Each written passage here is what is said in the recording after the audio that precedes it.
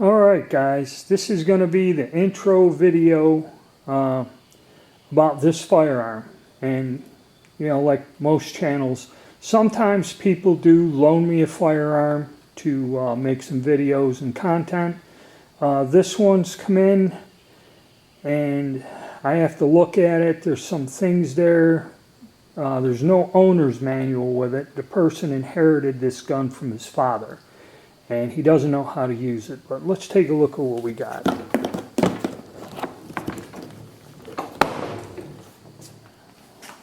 What we have is the Ordnance Thompson. I guess this is the 27. I'm not quite sure what model it is, but it's the semi-automatic carbine version of the famous Thompson machine gun. As we see here, it comes in its own custom fitted case with the carbine itself. This one has a 50 round drum, and I'm going to have to do a separate video on this by itself, the gun lock, and I believe a 30 round, 30 or 20, and the gun itself.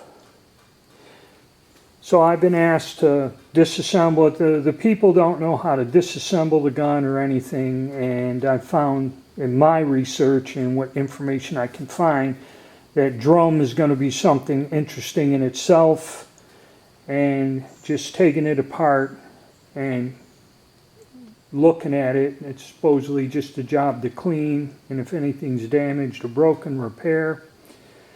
So let me get it out of the case here.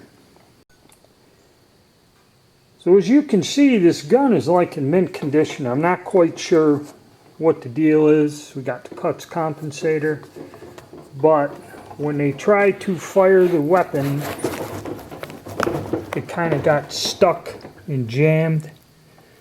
So they want me to look at it and at least just disassemble it and see what's going on here.